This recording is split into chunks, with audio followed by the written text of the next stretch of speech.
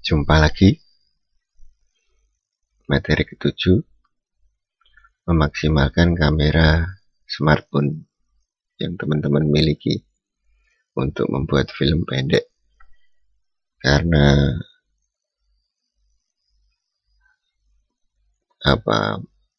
materi kita harusnya praktek, banyak-banyak praktek, tapi kendala virus kita nggak bisa praktek secara bersama di laboratorium. Saya sarankan untuk melatih komposisi dengan kamera smartphone teman-teman, karena proses produksi film itu sangat banyak. Yang penting dengan semangat dulu lah, sukai dulu prosesnya, pasti akan ringan dan menghasilkan suatu karya. Apapun itu akan menghasilkan karya yang baik.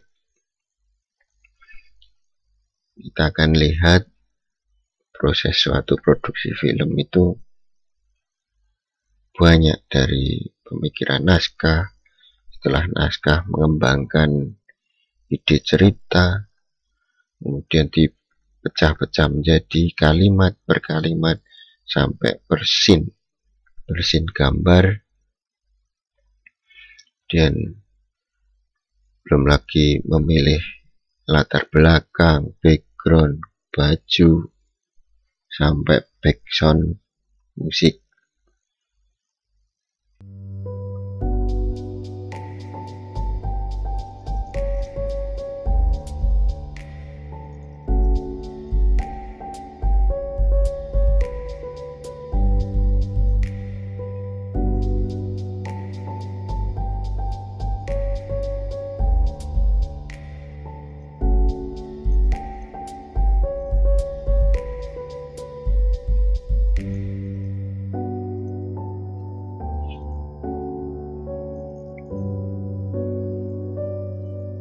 Ini kita lihat ketika proses produksi itu mempersiapkan sebuah scene, itu membutuhkan banyak properti. Tapi sebuah karya film pendek itu harus kita lihat dulu dasar pembuatannya. Kita lihat perspektif dulu dari seseorang yang melihat film. Yang seseorang melihat film itu kadang mencari sebuah informasi, kadang mencari referensi, atau contoh sebuah film dalam bentuk video. Ada lagi yang bertujuan hiburan. Dari itu kita bisa menarik kesimpulan, berarti sebuah karya film akan dinikmati itu karena sebuah cerita atau tema film, kemudian ada suara, sound system di dalam cerita itu untuk semakin mempertegas gambar film.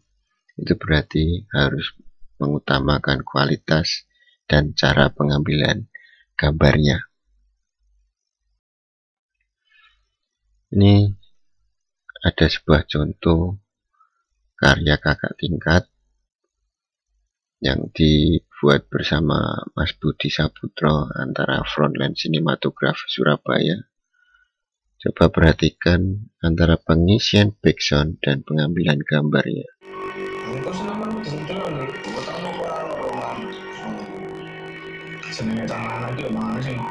Pedes-pedes gak ono kuwi, pedes gak apa-apa, sing penting iki gak sepedes cangkeme mantanku. Iki ya kayak ngono lho, ya bener.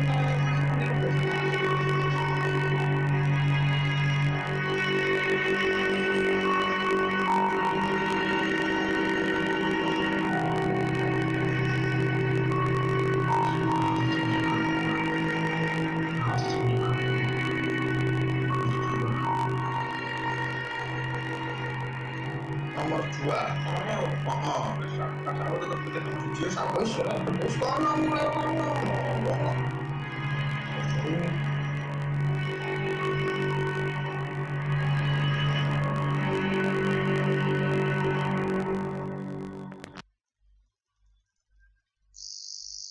Itu tadi sebenarnya potongan gambar per gambar, cut to cut dari beberapa gambar dijadikan satu, kemudian dikasih background menjadikan satu, menjadi satu scene yang menarik, sudah menjadi cerita walaupun hanya 1 menit nggak nyampe, itu bisa menarik. Dan kualitas suara dari suara asli sama background itu stabil, nggak ada yang boleh lebih tinggi dari suara asli. Itu untuk penentuan backsoundnya. Dan antara lain yang menjadi penentu kualitas film adalah sebenarnya ketika dalam berkarya itu adalah pria di balik kamera. Semakin kameramen memperdalam cara memegang kameranya, otomatis dia akan menguasai situasi dan mudah bekerja sama dengan sutradara maupun artisnya. Ketika untuk mengambil tema dari tugas untuk UAS ke depan, mulai mengamati lingkungan, kemudian temukan ide dan mulai menulis. Karena ini butuh waktu yang agak lama, dibilang lama, dibilang pendek, sangat pendek. Karena masih ada hanya untuk 3 bulan, kita harus menarik sebuah sinopsis, membuat scene per scene naskah, kemudian membuat grup, pasca produksi, dan editing untuk hasil akhir produksi film nanti. Langkah pertama, carilah film bertema yang ringan, pendek, dan bisa dieksekusi di dalam lingkungan kampus atau di lingkungan teman-teman tinggal. Ini ada contoh lagi, behind the scene Gelora Jiwa. Ini adalah sebenarnya ini private, tapi bisa dibuat contoh. Ini juga karya Budi Saputro, Frontline Sinematografi. Dari contoh ini, teman-teman bisa memperhatikan tema film sebagai penentu hasil cerita film. Jadi temanya apa, nanti ada eksekusi, pakai baju apa, di situ akan diisi apa, kemudian ada apa saja yang di sana, mungkin ada aksesoris apa, itu akan menentukan tema. Mari kita lihat. Cinta, apakah tandanya? Jika engkau hanya mempermudah kata saja, hati tak akan berguna. Sedihmu, sedihku, bahagiamu, bahagiaku. Rindu, itulah tandanya. Aku kasihmu, aduhai asmara.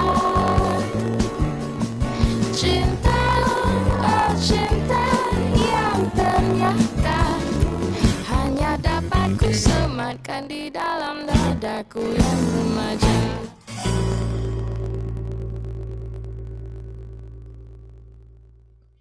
Oke, kita lihat tadi, walaupun hanya pendek tapi paling tidak ada bayangan. Ketika mau mengambil tema, berarti sudah ada menentukan baju, lokasi, dan cerita, sama background, backsound. Itu baru penentuan tema. Kemudian proses pemilihan kamera, pemilihan gambar, itu adalah penentunya. Sehingga proses produksi akan berjalan tahap demi tahap, di mana tim produksi dan kru juga elemen-elemen yang nanti akan memproduksi itu mengumpulkan atau membuat elemen video dari kepingan-kepingan film yang disebut per scene, film yang dibutuhkan akan dikumpulkan. Yang bagian properti juga akan mengumpulkan properti-propertinya, aktor juga akan berlatih, kemudian baju, tempat, dan masih banyak lagi di seputar film itu. Kemudian akan menjadi satu diramu, akan menjadi sebuah produksi film yang asik nanti.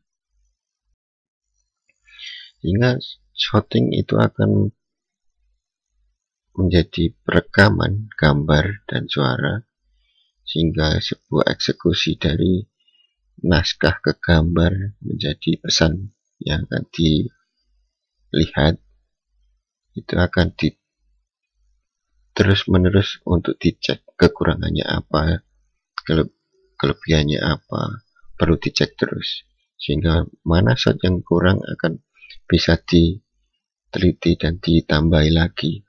Oleh karena itu, setiap aktivitas shooting harus dilengkapi dengan shooting report atau transkrip interview atau gambar penentu. Seperti kita lihat nanti ada contoh untuk iklan, ini sudah dibuat, dikeping, dilukis, akan menjadi hasilnya sama dengan lukisan yang sudah dibuat atau shooting reportnya. Yang shooting report atas, yang eksekusi bawah. Sama gambarnya, komposisinya juga sama, prosesnya pengambilan gambar sama. You probably don't need a full team of professionals all the time, but if you get injured in an accident, you do. Chain Cone Styles, the team of lawyers you need when it matters most.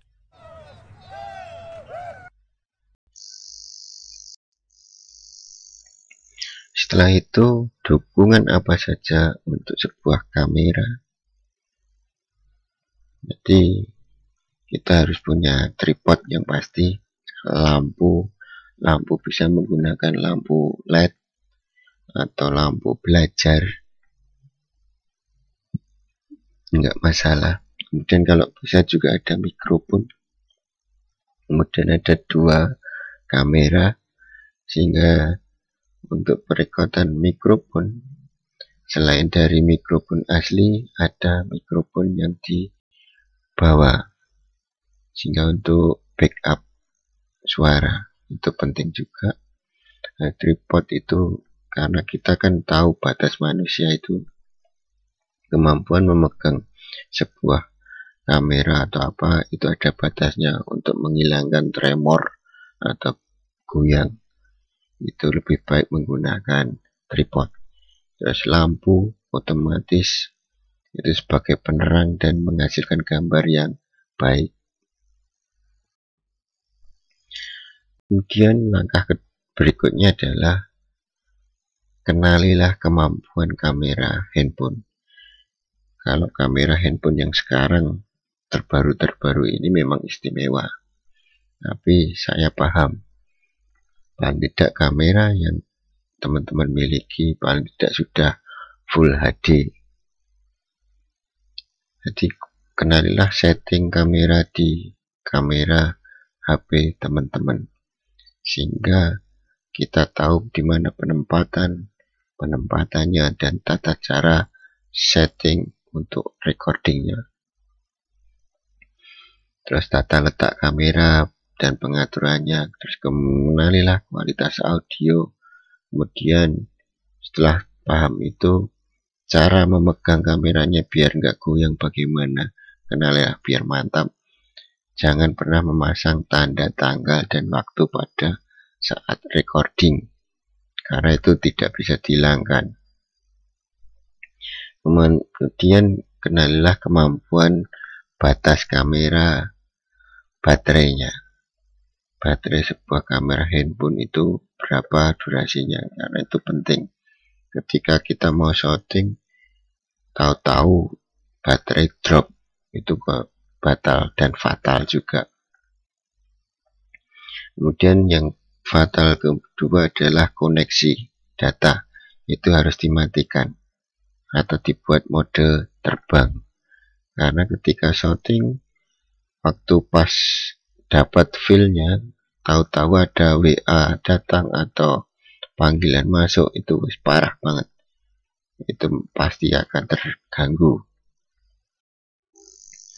Kemudian untuk menangkap gambar dengan handphone yang untuk menghasilnya lebih baik, itu jangan sekali-kali menggunakan zoom digital, karena zoom digital itu hanya seperti di laptop, nanti hanya membesarkan secara digital sehingga kualitas gambarnya juga nggak bagus. Tapi untuk kamera handphone yang terbaru ini memang istimewa, sampai 100 kali zoom. Kemudian yang lebih dikenali lagi adalah menjaga keseimbangan cahaya, itu juga harus stabil antara kamera satu, misalnya memakai 2 kamera handphone, itu jagalah, kalau bisa mending 1 kamera tapi dipakai pasti.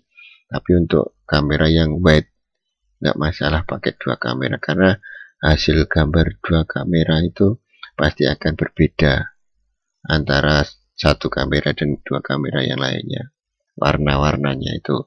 Dan hati-hati dengan cahaya, karena salah pemilihan tempat itu akan menghasilkan cahaya juga. Cahayanya jelek itu otomatis digambar langsung dibilang jelek.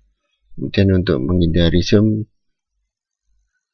langkah yang lebih baik adalah mendekatkan ke objek kamera, mending didekatkan saja, nggak masalah. Kita kerjasama dengan aktornya biar paham. Kemudian ini sebagai contoh, perhatikan arah cahaya.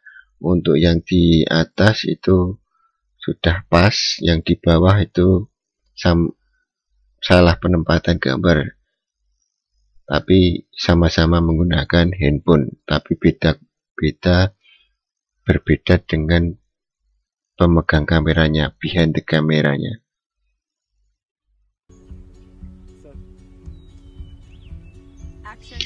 Yang di bawah lebih banyak noise-nya, yang di atas clear, bening, itu karena benar.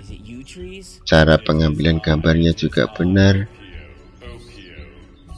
Kemudian yang di bawah kita lihat itu banyak cahaya yang masuk sehingga tampilannya juga nggak sip, padahal itu sama-sama menggunakan kamera handphone.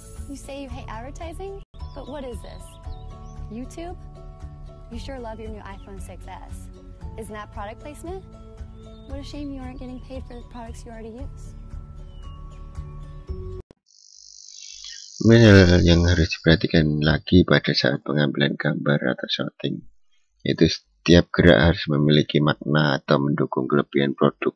Itu semisal maksudnya gini, scene itu untuk membicarakan apa, jadi lebih fokus, dan background harus mendukung sehingga kalimat atau pesan yang disampaikan itu mengena, sehingga kejelian kamera menampilkan bagian utama atau yang disebut focusing itu akan lebih bermakna.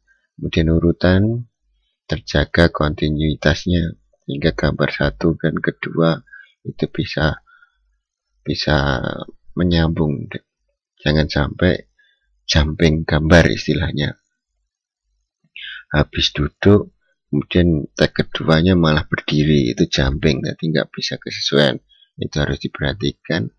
Dan apabila tidak menggunakan tripod atau penyangga kamera, hindari penggunaan zoom, sebaiknya kamera mendekati objek sebagai pengganti zoom. Terus cara menggambar atau merekam gambar yang baik itu, untuk mengenali gadget kita, itu kita harus melatih dulu. Walaupun semua teman-teman sudah terbiasa menggunakan handphone, tapi kadang ketika di hadapan kamera atau shooting itu kadang sering lupa karena kemampuannya gugup atau apa. Itu harus berlatih, yaitu cara menghidupkan kameranya mana, posisinya di mana, kemudian atur viewfindernya menggunakan komposisi atau tidak, terus di mana letak white balance-nya atau menggunakan autofocus dan sebagainya. Kemudian kenali memori. Paling inti adalah memori. Jika kita lupa membawa memori, akan disimpan di mana. Atur white balance-nya sebaik mungkin. Kemudian atur suara, pastikan level audio itu bergerak. Atau buktikan dengan headphone juga, karena tanpa pembuktian ketika shooting sudah selesai dan suara tidak masuk, itu berarti niscaya sia-sia saja. Pilih objek yang akan direkam, perhatikan detailnya, perhatikan arah cahayanya, kemudian atur fokus, kemudian atur komposisi, dan jangan lupa tekan record. Karena sering ketika sudah action malah lupa mencet recording. Dan tekan kembali ketika sudah selesai. Perkembangan teknologi saat ini di tren 4.0 ini berkembang karena handphone atau gadget kita itu membuat komposisi video berubah. Tapi yang masih umum adalah dengan komposisi landscape. Tapi untuk iklan sekarang di Facebook dan IG itu sekarang sudah mulai berdiri menggunakan portrait. Tapi untuk film masih menggunakan landscape. Terus sebelum recording itu jangan lupa berlatih dan tes recordnya. Tes record audio, tes record gambar, kemudian tes cahaya dan arah cahayanya dan balance cahayanya sebelum eksekusi atau recording. Tata setting atau background set construction merupakan bangunan latar belakang untuk keperluan pengambilan gambar. Itu semakin detail, semakin bagus juga untuk menerangkan atau mengantarkan alur cerita secara menarik. Sehingga perlu nggak harus mempercantik ruangan, tapi paling tidak sesuaikan dengan ide cerita dan tema itu untuk mengemas gambar itu menjadi lebih menarik, lebih dramatis, walaupun minimalis tapi mengena dengan pesannya. Seperti contoh ini, set tata cahaya dan tata ruang dalam sebuah film. Di sini hanya untuk syuting meja makan, itu saja menggunakan beberapa lighting indoor dan outdoor untuk membuat situasi atau pencahayaan pas dan arah cahayanya. Karena penentu gambar itu adalah cahaya. Semakin baiknya cahaya dan perfilteran gambar itu juga akan cantik di dalam gambar ketika kita melihatnya. Di sini kita lihat berapa banyak lampu hanya untuk recording di sebuah meja.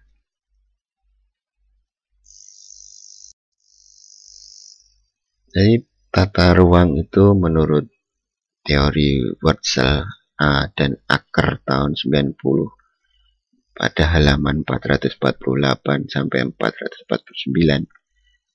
Set berfungsi sebagai berikut: memberikan latar atau lingkungan fisik untuk mendukung sebuah adegan, kemudian menumbuhkan suasana, kemudian membangkitkan emosi dan menjadi pembeda dari suatu program. Set yang baik akan membuat produksi menjadi lebih efektif karena set akan memfasilitasi pemain untuk tampil secara maksimal. Kemudian ada langkah lagi untuk penentuan gambar, itu adalah cermati pilihan pakaian. Karena 80% acara TV yang kita lihat itu mengenai visual, sesuatu yang menarik mata para penonton sangat dianjurkan untuk memakai pakaian yang simple, warna abu-abu, biru, merah, dan sedikit corak. Kalau bisa malah tanpa corak. Hindari corak garis-garis karena akan menimbulkan flicker. Kemudian hindari pula warna putih karena menimbulkan kesan kurang percaya diri. Itu untuk presenter. Terus kemudian hindari pemakaian aksesoris yang berlebihan karena akan menimbulkan banyak bunyi-bunyian, sehingga membuat fokus itu beralih ke aksesorisnya. Kemudian tata suara. Untuk menghasilkan suara yang baik maka diperlukan jenis mikrofon. Lebih baik menggunakan mikrofon eksternal sih, sehingga gangguan itu pengurangan noise-nya akan lebih jelas, mampu meredam noise. Dan tata suara itu pastikan hal-hal yang perlu diperhatikan dalam perekaman suara itu. Pastikan peralatan perekaman suara itu dalam kondisi prima atau baik, jadi harus dicek. Jangan lupa ada yang bawa baterai, terus kabel-kabelnya, jangan sampai ada noise jerit-jerit gitu. Terus pastikan indikator level pada kamera bekerja atau di outputnya harus membawa headset, jangan lupa. Dan jangan melakukan aktivitas yang tidak perlu yang dapat menyebabkan suara sehingga mengganggu proses perekaman. Suara berisik, suara apa bersin atau suara uang jatuh itu mengganggu juga. Kemudian sebuah informasi atau improvisasi untuk memperjelas karakter, kadang utamakan sound beat, dalam artian jangan mengulang-ulang kata atau jangan enggak jelas. Menggunakan kalimat yang pasti saja sehingga mudah dipahami. Kemudian hindari berbicara enaknya apa dan sebagainya, itu mengganggu dan menambah durasi, itu enggak bagus. Sehingga sebelum yakin untuk disyuting mending berlatih dulu, atau malah mending kalau putus nggak punya ide mending di cut, ulangi lagi dari awal. Itu lebih efektif daripada memperpanjang kalimat dengan Kemudian pesan berikutnya adalah backsound. Gunakanlah yang no copyright. Itu di Google banyak, di vlog juga banyak, itu untuk mengurangi ketika kita pengen menaikkan ke YouTube biar tidak kena copyright. Terus yang perlu dipelajari lagi adalah tata cahaya. Itu paling utama karena hasilnya itu seperti fotografi, dengan hasil yang baik, dengan cahaya yang baik, hasil perekaman istimewa, sehingga perekam objeknya pas dan tidak merepotkan ketika editing. Ini ada contoh lagi. Yang di bawah proses shootingnya, yang di atas hasilnya. Yang di bawah penuh cahaya tapi yang hasilnya sudah direduksi dan kemasannya juga istimewa, lebih mahal kelihatannya. Dan untuk sound clip itu hanya acting sebenarnya, memakai handheld dan hasilnya juga istimewa. Tata cahaya itu saya ulang-ulang lagi terus. Ada key light, ada fill light, ada backlight. Key light itu adalah main source atau sumber utama yang jatuh pada satu objek, langsung dikenai. Kemudian fill light itu untuk menghilangi bayangan. Jadi ada cahaya kedua atau sekunder yang digunakan untuk mengatur bayangan agar tidak terlalu keras. Kemudian backlight itu adalah sebuah cahaya yang berlawanan arah, sehingga membentuk garis tepi dari bentuk subjek, sehingga memberi kesan memisahkan subjek dengan latar belakang. Kalau nggak ada cahaya juga bisa menggunakan cahaya matahari secara langsung, sehingga penentuan waktu recording itu menentukan cahaya juga, sehingga bisa membantu proses perekaman. Ketika kita keliru menggunakan sisi komposisinya akan menghasilkan backlight. Nah, itu ada yang sebelah kiri itu backlight yang kuat, kalau yang kanan backlight yang lemah. Kalau memang harus berbelakangan cahaya, berarti kita di depannya harus ada skylight atau pembantu cahaya di depan. Kemudian saya ulangi terus, itu juga untuk pengalaman jenis-jenis shot itu harus diperdalam teman-teman, antara close up, medium close up, dan big close up. Ada extreme close up, ada medium shot, ada total shot, established shot. Itu menampilkan keseluruhan pemandangan, biasanya wide shot. Terus ada two shot, itu untuk 2 orang. Kemudian ada USS, over shoulder shot, itu untuk percakapan. Seperti ini contohnya, gambar-gambarnya. Terus ini ada two shot, over the shoulder shot, ada notice shot, point of view atau POV. Biasanya kalau disebut ketika produksi adalah detail-detail gambar. Terus weather shot itu keadaan alam sekitar. Ada keterangan POV, itu ada istilah detailnya, ada wide shot, ada POV point of view-nya, detail gambar untuk komputer, ada keyboard, ada shoulder-nya juga. Terus setelah itu sudut pengambilan kamera, ada high angle bird eye view, posisi kamera di atas.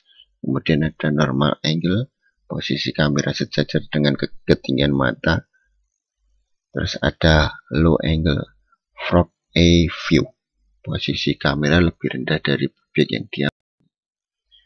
Terus secara itu teknik pengambilan kamera. Pengambilan ada objektif kamera, itu teknik pengambilan di mana kamera menyajikan sesuatu dengan kenyataannya. Jadi secara keseluruhan pengambilan gambarnya. Kemudian ada subjektif kamera, teknik pengambilan di mana kamera berusaha melibatkan penonton dalam peristiwa itu. Jadi misalnya shooting di rumah makan, paling tidak libatkanlah yang sedang makan, kegiatan keseluruhannya. Itu adalah subjektif kamera. Terus ada teknik pengambilan tilting, atau tilting adalah gerakan kamera secara vertikal. Ada tilt up, ada tilt down, atas dan turun. Kemudian ada gerakan ke kanan ke kiri. Gerakan maju mundur, itu namanya track in track out, tapi tidak menggunakan zoom. Kemudian ada panning, ada pan right, ada pan left, ke kiri dan ke kanan. Terus ada lagi komposisi film atau komposisi foto, hampir sama. Buka lagi di catatan fotografi kemarin, kemudian atau cari di YouTube, itu banyak komposisi-komposisi yang bisa ditiru. Kemudian ketika kita dihadapkan sebuah cerita yang harus diperjelas, itu kita bisa dibantu dengan collect stock footage atau video dan still picture. Jadi misalnya film itu kurang jelas, bisa dibantu dengan foto yang diam.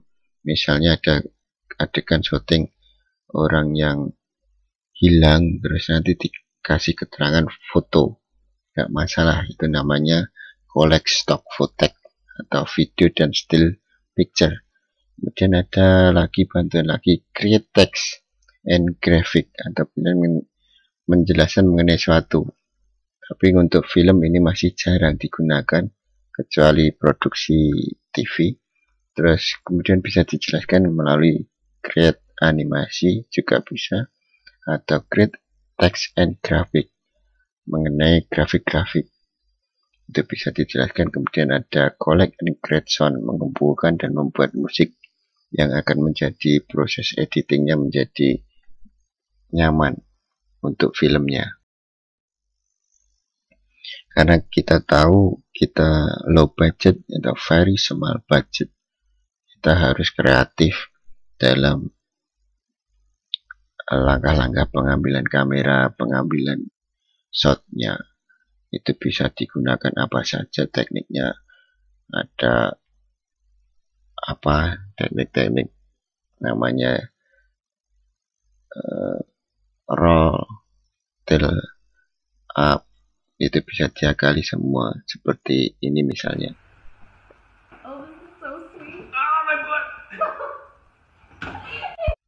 Kemudian ada lagi kalau pengen masuk mobil juga bisa. Jadi angle foto, angle kameranya menentukan arah.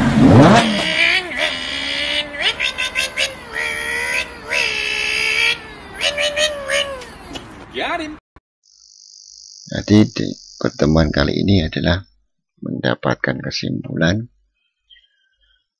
produksi melakukan apa yang telah disiapkan pada proses praproduksi dan akan menghasilkan suatu karya digital video sesuai dengan harapan. Kemudian langkah awal produksi adalah memahami penggunaan dan karakter kamera untuk menangkap sebuah gerakan dalam bentuk digital. Kemudian menggunakan kamera harus mengerti teknik memegang dan mengambil, kemudian mengerti unsur-unsur gambar. Kemudian menangkap gambar dengan handphone mempunyai beberapa perbedaan dengan handycam karena mempunyai perbedaan karakteristik lensanya juga.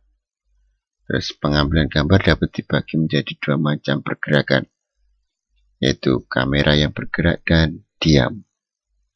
Untuk hasil video yang baik maka harus memperhatikan unsur pencahayaan dan suara. Kemudian untuk menumbuhkan suasana menggunakan backdrop atau setting tempat. Oke, sampai di sini untuk pertemuan ke-7. Sekian dan terima kasih.